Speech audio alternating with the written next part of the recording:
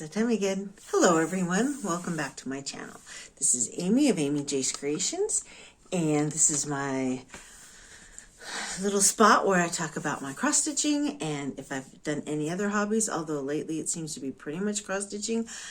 Yeah, and I hope you'll stick around. I hope you like what we have to say. I hope you join in the conversation down in the comments. I've made some really awesome friends this way. Okay, so let's just get right into it.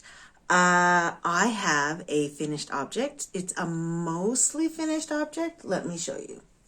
So on my WhipGo board for this month, one of the numbers that was chosen was for me to do a Mill Hill snowman. And so here he is. He's all glued, a little fringe on him. Isn't he adorable? I really had fun. This is my first Mill Hill kit. Not my first time beading, but my first Mill Hill kit. First time working on perforated paper. It was really fun. I have 2 more of these to do that are on my WhipGo board. And like I said, now I want all of them. The only thing I didn't do is he doesn't have his felt backing yet with the little hanger. Because it says you're supposed to use floss. But in my box of Christmas, well, one of my box of Christmas decorations, I have a whole bunch of like ribbon hangers for ornaments that I bought. I have a set of red ones and I have a set of gold ones. And so I want to use those. But the box that they're in, I am too short to reach it. When I get it down for Christmas decorating, I always have to have my husband do it. And when I've been down in the basement area where that's at these past few times, he's never been with me. So I need to ask him to do that. But I was going to wait until I had all 3 of them done, and then I would finish them all at once. But the little charm is sewed on, and the little stocking is glued on. So I'm very happy. He's so cute. Then my other WhipGo goal that I did get, I achieved my goal, but I did not finish the stitching. Ooh. Hold on just a sec. We needed a board. So this was the angel story. That was the other number that was called. I was hoping to get this done because I thought this one directional, oh man, that looks good in the camera. One directional stitching would go a lot faster. But it's surprisingly hard to figure out where you are when you don't have a full complete X. I was surprised. And like right in here, all this area, there's going to be like a whole thing of cherubs going up. That is a heck of a lot of counting. So, and there's a lot of, stitch here, then stitch here. There's, as you can see, there's a lot of color changes in that, but it looks amazing. I love it so much. So I got a really good job, really a lot done, and I will for sure finish it the next time it's called. It is on my WhipGo board twice. I did a lot of back stitching. I'm not done, but I did a lot of the back stitching. And if you'll notice right here, you're like, is that supposed to be 1 thread over 2, or is that supposed to be, what's happening, Amy? This is also why I didn't make as much progress. I have sewed, cross-stitched this bit 3 times. Well, it was supposed to be 3 times. I sewed it once and I was like, oh no, I forgot I'm supposed to be using 3 threads because this part right here is 3 threads over 2. It's 28 count, even weave, but this is supposed to be 3 threads to make it really pop against this. And I got started in here and did only 2. Don't know why. Ripped it out. Added 3 threads, stitched it all, and then went, oh, it's supposed to be 1 thread. 1 thread, Amy. But by then, I was sick of stitching that same thing. And so I just decided to leave it in. And I stitched everything around it. And then I'll go back, which actually helped having something easier to go off of. And so then I'll go in and remove those big 3 threads full stitches and replace them with what's really supposed to be there. But yeah, I was really happy. The faces aren't completely done, but I got enough on there that they don't look like faceless scary zombies anymore. Happy with that. Discovered an error down here that occurred like way back years ago when I was first stitching the green, and we just flubbed it. So this is not exactly perfect, but you know what? It's going to be hanging up and looking beautiful, and no one will care. I certainly will not care. The only change I made to the design is these guys were originally supposed to have big halos around them. And for some reason that, I don't know if it creeps him out, but my husband doesn't like it. He's very religious, not religious. He's very faithful. But for some reason, halos, he's like, I don't like the idea of halos. So I left them off. But the cherub angels get to stay because there were angels, and they're just like cute little babies, and it's not super obvious that they have wings because angels don't have wings. Anyway, it doesn't matter. It's my cross stitch. I can change the pattern how I want to hang it in my house. So that's why I did have to kind of account more for the background here, kind of carry it over where it normally wouldn't have been, because this would have been a whole big yellow halo. That's my big long explanation for that.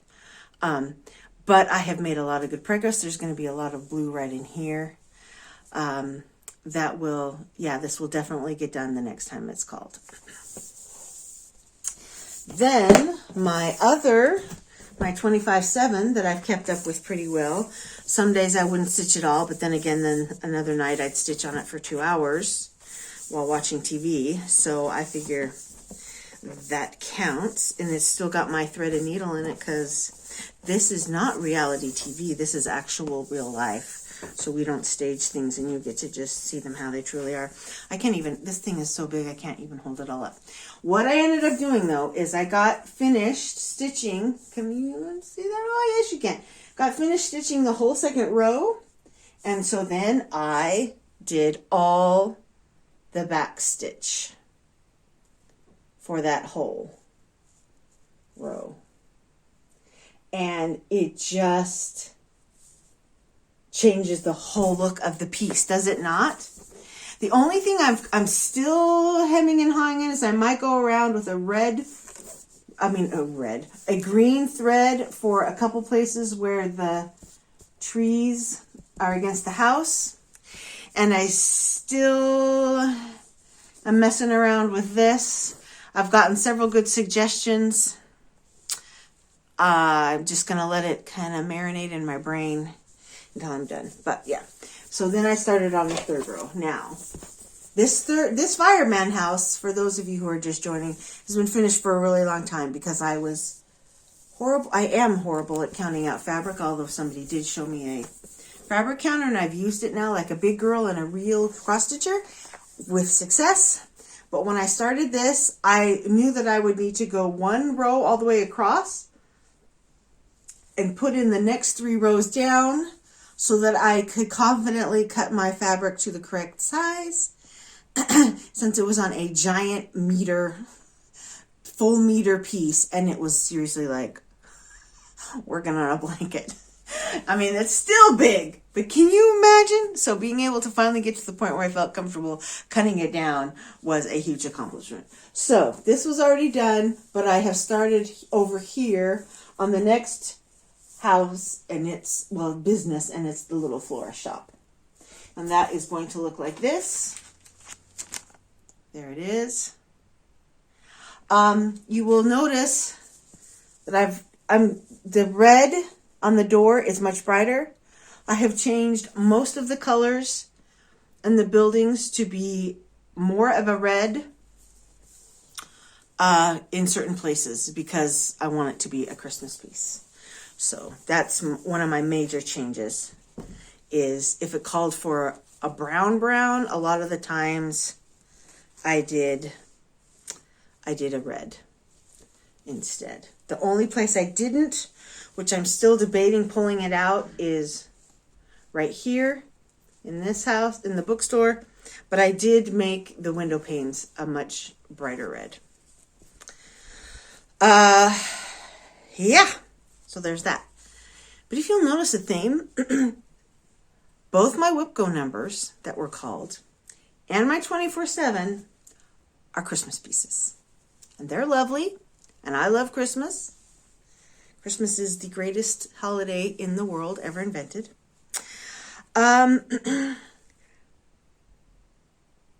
But it's March. It's spring. It's Easter time. And I did do a little bit of Valentine stitching, and that was fun in February. But working on so much Christmas, I was just like, I had to fight to get in my last couple of days on this thing. Like, sit down with myself and have it, Amy Charles, you are a grown-up. Stick to your goals. And once I got started, I was like, oh yeah, I'm glad I'm working on this. But that first moment was like, So what I did to sort of make myself feel better is one day I took a few minutes, and rather than stitching, I went through all my patterns and pulled out a few little Easter patterns that I would like to do that I've had from years previous. Several of them are free. Actually, all of them are free because free patterns are the best patterns. And then I pulled all the floss for them. And then I pulled out some different fabrics and decided which fabric I would like best to work on them. And then that was sitting there as a reward for me when I finally finished my WIPCO goal of 10 full days. And that was, so last night I worked, during the day I worked for a few hours on that, on the angel story piece. And then that evening, last night, I allowed myself a Easter start. And then I took it today to the orthodontist appointment my daughter had. She's going to get some Invisalign. Her teeth aren't, like, her bite is fine.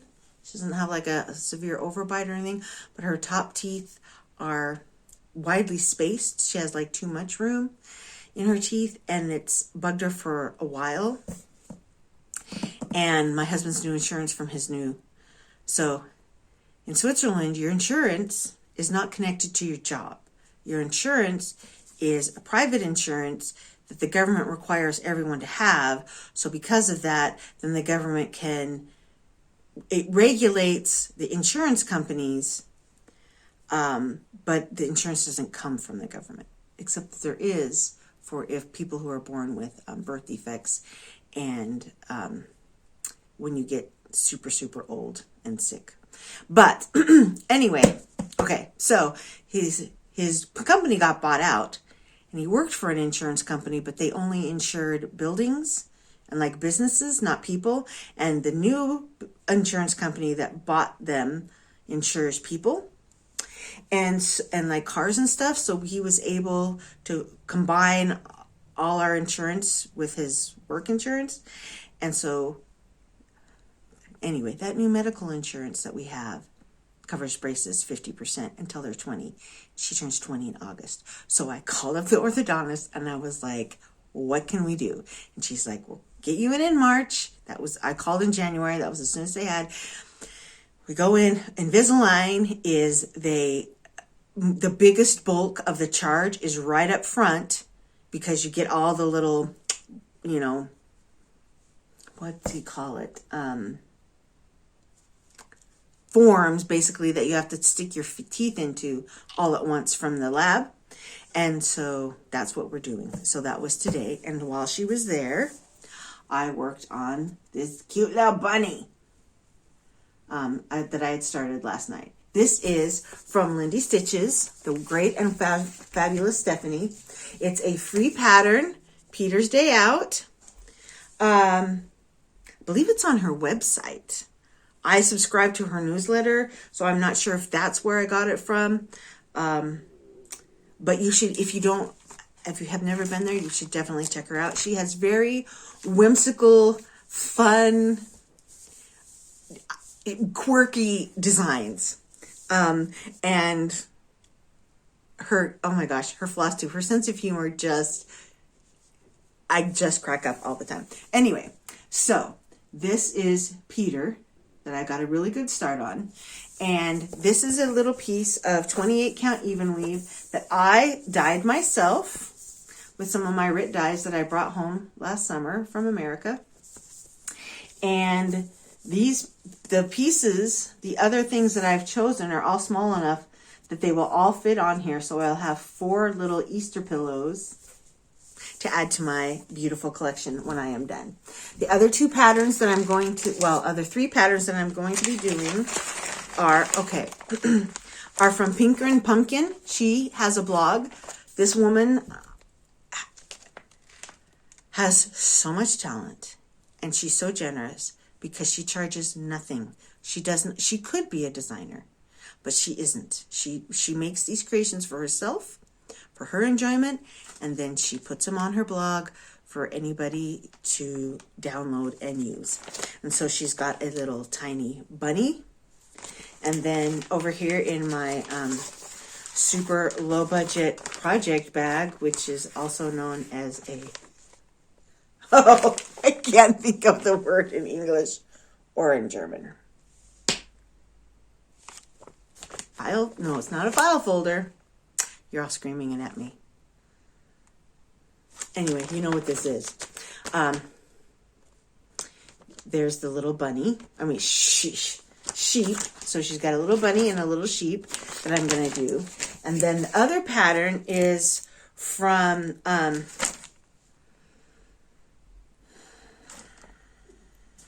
the designer's name is Shannon Wasilif.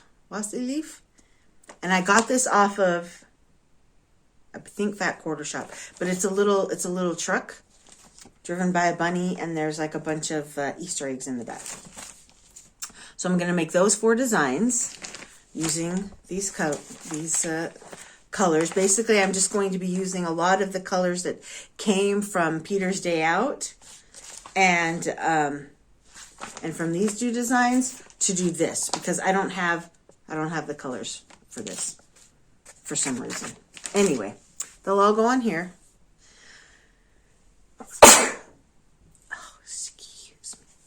They'll all go on here, and then I will make them up and put them in.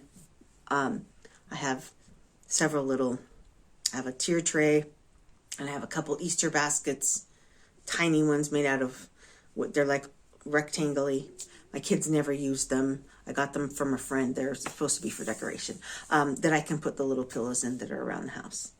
So I'm very excited about that because I still have several days to work on those Easter things before the new numbers are called for April. And this will help get me some Easter, because I'm at heart, I am a seasonal stitcher. And so this kind of feeds that need. Yeah. So I'm super happy with my progress on everything. But I am refusing to make myself another project bag, even though I absolutely should, because eventually, after the end of this year, I will literally have no whips. And I already have plenty of bags, project bags. So I don't, and I like to keep the number of projects that I have going usually down to however many bags I have. But even now, like this thing, I have no bag for it. I've just been working. There's so many colors going on in here that I've just been pulling the floss directly out of my storage bins to stitch on that, and I just leave it all here in my stitchy chair. My Easter ones, I just got them in this because I'm ridiculous that way. But I refuse to make a new bag because I don't actually need a new bag. And if I did need a new bag, if I am going to allow myself to make one, I want to use some of those really cute stitching designs that came out at Market, and use one of those for the outside of the bag. And I wrote them down because I saw them on somebody else's like market recap of all the stuff they bought. One is called Resting Stitch Face by Hands On Design. She has a resting beach face too. That's hysterical.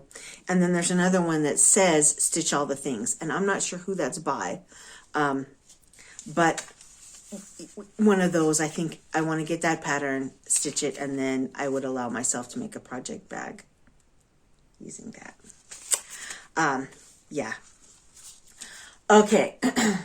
But let me tell you, I forgot I had a little story. I wrote myself a note to remember. So I'm working on this thing, and I realize that I don't have one of the numbers for this straw in here. Okay, clearly I have this number because I stitched it 3 times, but I don't have one of the other lighter yellows that's in there. It was 3046. I had 3045 and 3047, but I did not have 3046. So I wrote it down, and I needed 2 other colors. I wrote those down, and I was hoping that I could maybe get this finished. And so I just went down to the sewing machine store. Basically, this is what I have. They have a little bit of fabric, but they have a big stand that sells all the DMC. And it's crazy expensive because it cost me $7 for 3 skeins of normal DMC floss. But whatever, I needed it. I bought it. I'm super happy because I made a lot more progress on my projects. But here's the thing. I'm in the store and I'm looking at my own handwriting, written with this hand right here, connected to this brain, and I couldn't read it. I couldn't tell if I'd written down 4-6 or 4-5, and I couldn't remember because I have Swiss cheese brain, and so I could not remember which number I needed. So I hemmed and I hawed and I looked, and I bought 305, and then I got home and realized I needed 3046.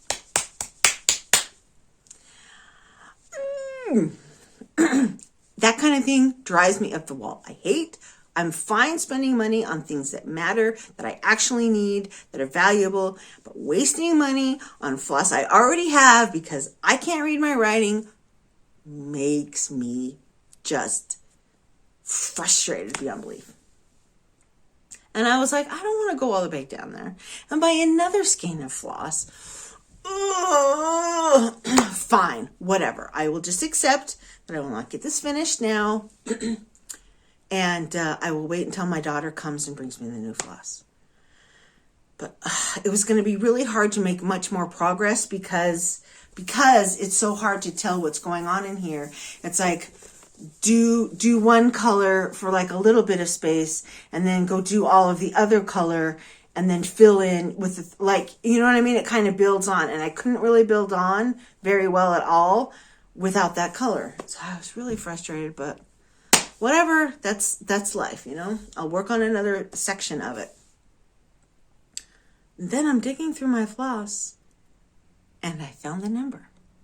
Like when I looked at it before, it wasn't there. It wasn't bobbinated. But I have this drawer of extra floss that I thought I carefully went through each and every one and bobbinated whatever number I didn't have. But I was going through there looking for some off-brand flosses to maybe use as extra colors in this thing, but that I ended up not using, and happened to see laying there loose was the 3046. Not bobbinated, not in the bag with all the other 30 numbers, you know, because I have a super highly technical organizing system of baggies full of floss, but all the 400s are together, all the 600s are together, etc. Anyway, so I pulled it out, was able to do quite a bit more on that section because I wanted to save, because these angels were really hard, and I was already having to kind of talk myself into working on this project as it was.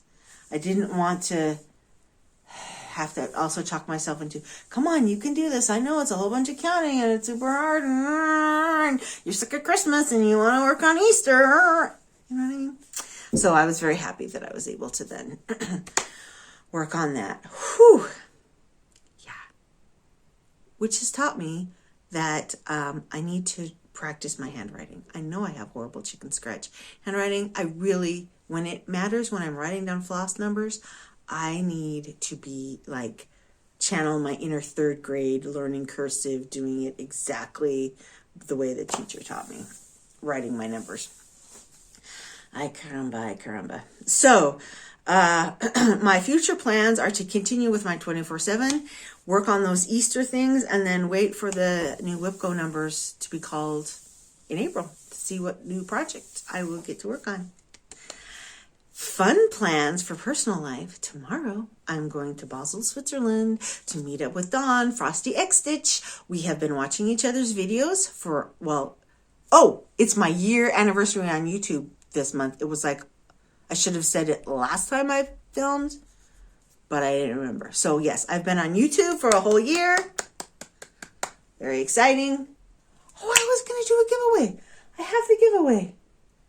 Hold on a second. I can't find them, you guys. But what I have is a set of all the, not the cat and the dog ones, but all the other strings from Lizzie Kate. I've already stitched them.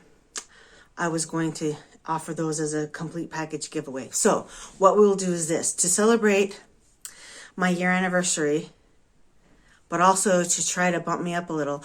I have gotten some new subscribers in the last time. I've gotten several lovely shout outs from fellow Flosstubers that I thank you from the bottom of my heart. Carrie and Stitches especially did a super nice one. She's shouted me out a couple of times, and I can't wait to meet this woman in person someday because she feels like my soul sister. But anyhow, I'm right around 370, so let's do this. Hopefully in a joint celebration of me reaching 400 subscribers and my year anniversary.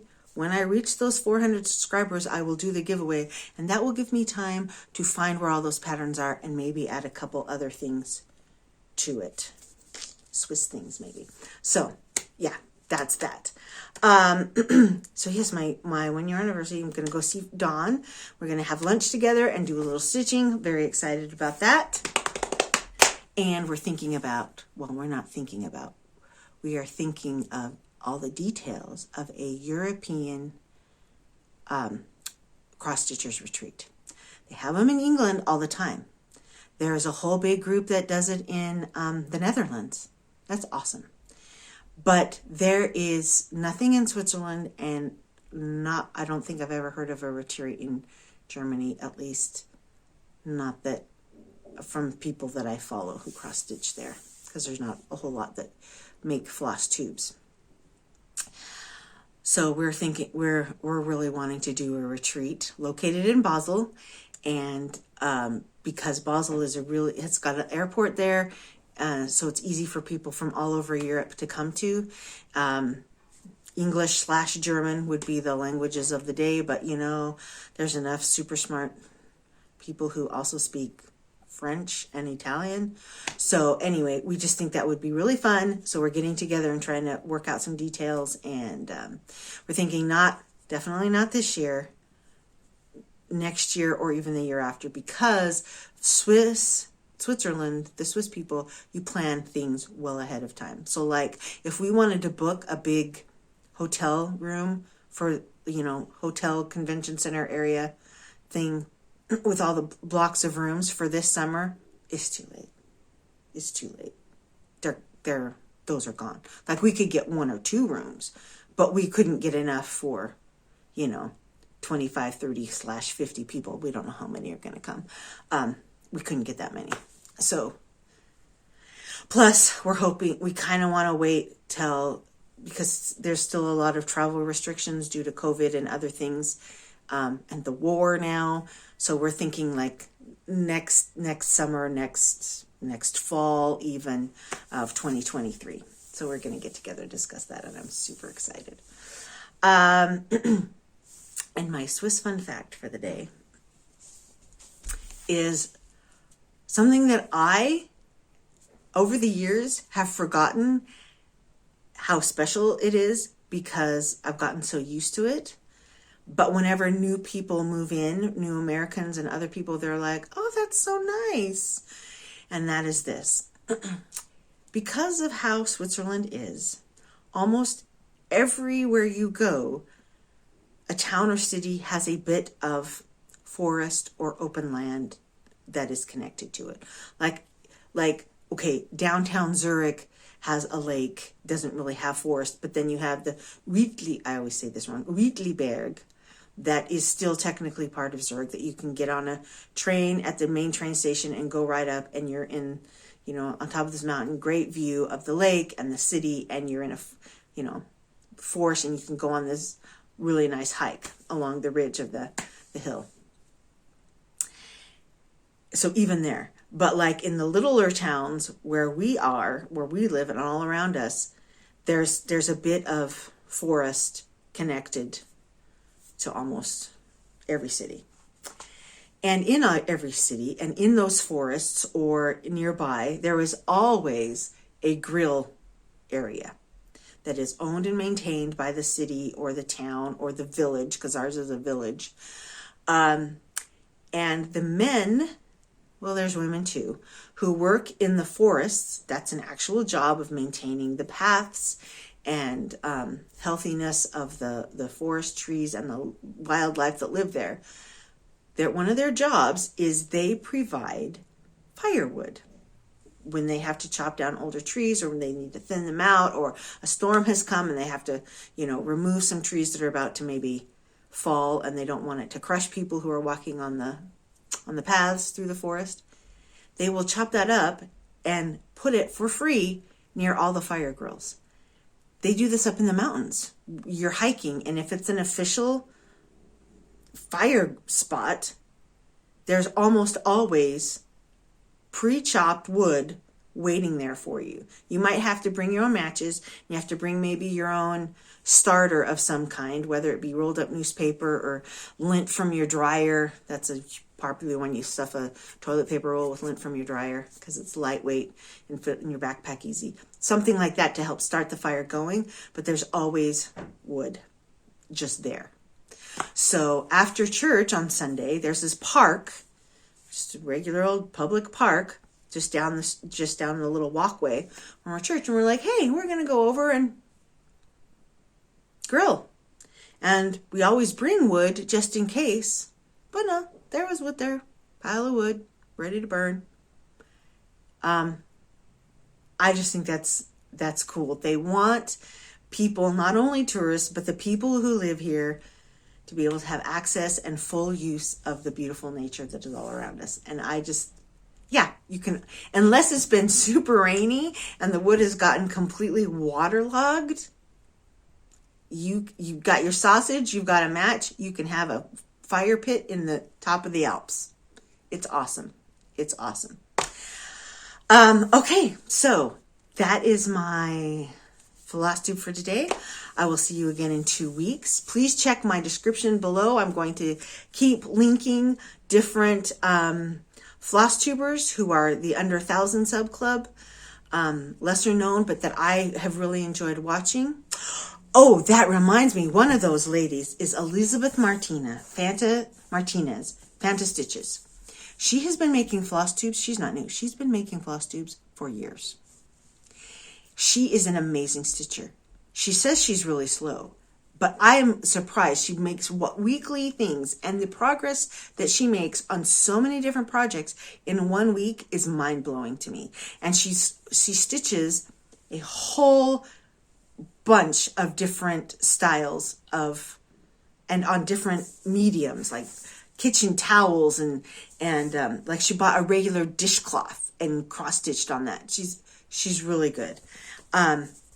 And she, in one of her floss tubes, reminded everybody of that when you're doing only one leg stitching with a piece that also has full crosses, your one leg should be the same direction as your top leg of your full X, so that everything looks the same. To the eye, it blends in well.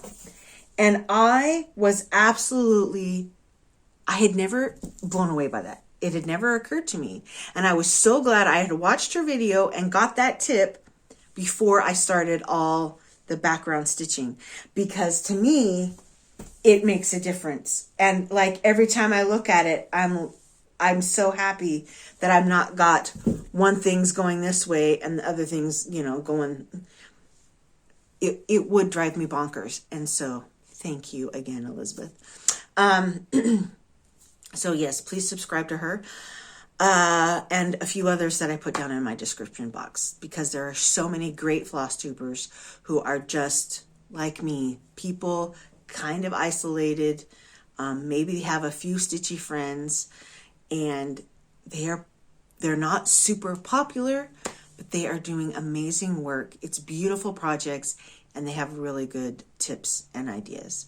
And that's what I have loved about this past year of making Flosstube videos, is I have made friends. And I feel like I'm part of a community and a place where I can blabber on for 35 minutes about my cross stitch, and to people who are like, want to know everything about it the same way I want to know everything about their stitching. And then I don't have to bother my family who are like, it's cute, Mom. I like it. Make me one. But that's as far as they want to go. So Flosstube is awesome, and we need to all support each other. So that those who might feel frustrated at moments know that there is a point to continue on and making videos, because there are people out there who will miss them if they stop. That's off my soapbox now. Have a wonderful time in the next 2 weeks. Have some stitchy fun and enjoy beautiful, wonderful spring. Cheers!